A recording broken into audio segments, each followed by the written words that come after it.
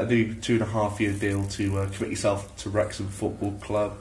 Pleased to have that deal over the line. Yeah, delighted. I mean, it has been ongoing the last couple of months, but you know, there's no problem. It's just like how things get put off by, you know, day-to-day running a football club. But obviously, with what happened last weekend, the board wanted to push it through. And I spoke to Spencer, and so it was no problem really.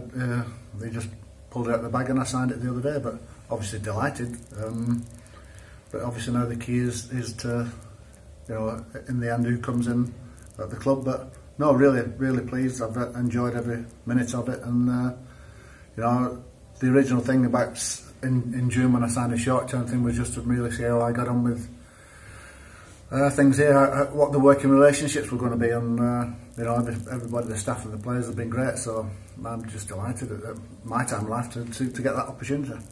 It seems whether good or bad times, you are, as you mentioned, really enjoying your time at the football club here, aren't you?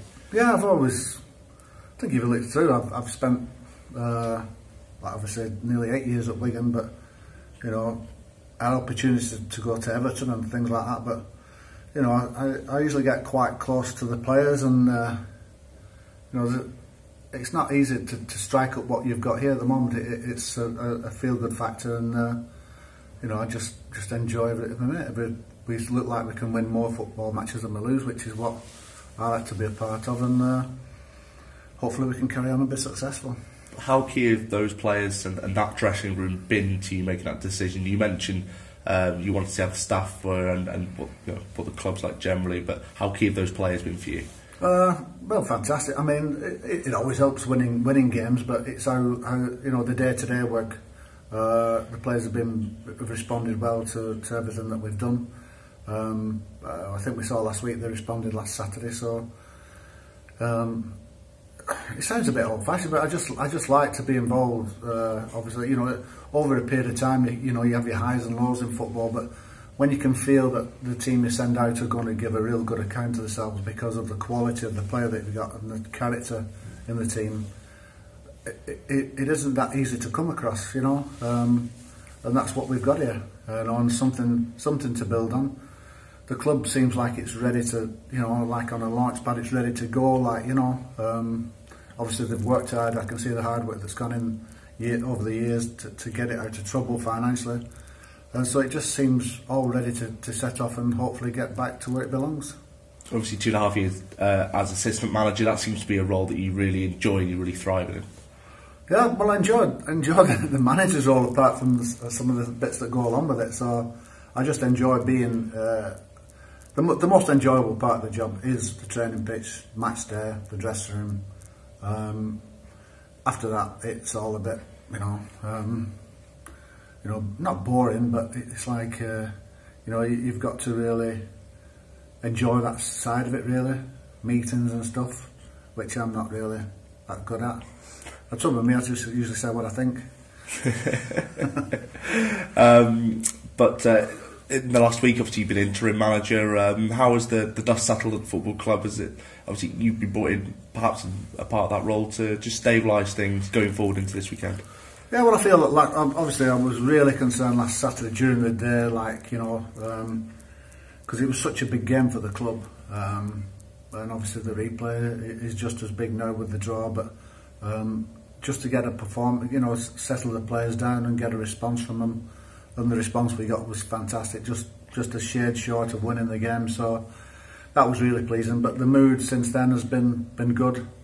In training, the training certainly Tuesday and Wednesday was really high quality. So, you know, we do have our problems with suspensions, but you know, I feel that the squad was put together for this sort of situation. You always know it's going to come round December, January, and I'm sure we're ready for it with obviously Manny probably coming back into it. One of those suspended players is Sean Pearson. Disappointed not to have him this weekend, but you have got him for another 2.5 years. He signed a new deal this week. How key is it to have committed him to the football club? Yeah, well, Sean's as good as it gets in terms of players that I've worked with. You know, I've worked with some, obviously, you know, some big players who have a huge influence on the pitch and in the dressing room, and he's up there with them. You know, he's my kind of player. He's like, well, when you can count his in different games on one finger this season, and he knows that as well as anybody, but he just gets on with it. He's a great example to everybody, but anybody who coaches and manages, he's a dream player to work with. You know, he responds to everything. He has his say, which I like, but no, top guy really, and really the club should be really pleased to have him tied up. So with all the news coming out this week, some outside of the club may have forgotten, we've got a football match tomorrow, Eastleigh in the National League. We beat them earlier this season. What are we expecting from them tomorrow? Well, their form's been good since, I'm not saying it's because Esan Tyler left to go to Dover, but Ben Strevens took over. When we played him down there, we were having a chat after, and he looked well into his coaching, but I think he's only lost 1 out of 10. They've had some good results against Orient, Salford, so you know it's obviously going to be a tough encounter, but I wouldn't expect anything different at this moment in time now. It's that time of the year now, we're getting down to the real, you know, the weekend. You know, we know that we've got games coming up, so it's important for us, even though performances have been good in recent weeks, we've got to get over the winning line. We need to win.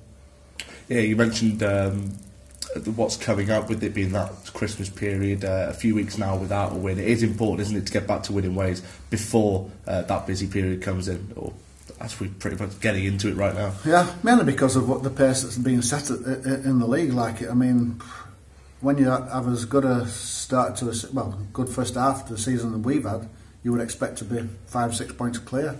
That's not the case. It's probably 3-4 points off the pace in terms of top spots. So to do, you know, that shows what other teams are doing. So we just got to get out there and match them. Very unfortunate to lose to Orient, but we all know the story. But you've got to come back from that disappointment. So thought we were shade unlucky at Barrow second half, but first half wasn't good enough. The players know that, and we have to be performing similar to where we were last Saturday to win this game tomorrow. Finally from me, the supporters have been very pleased with yourself signing the deal, Sean signing the deal. They were really vocal last week.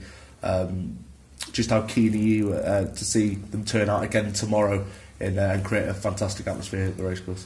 Yeah, I mean, I think it works both ways. I think they really lifted the team last Saturday. I think probably tomorrow we've got to, you know, give them. You know, I think it works both ways. I think they did their job last week.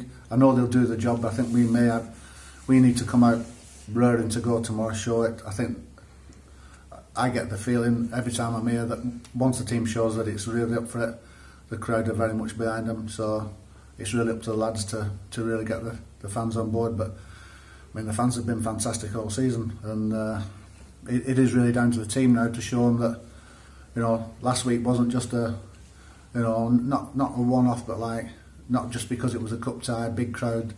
We've got to, tomorrow's our bread and butter, and that's when we've got to show the business.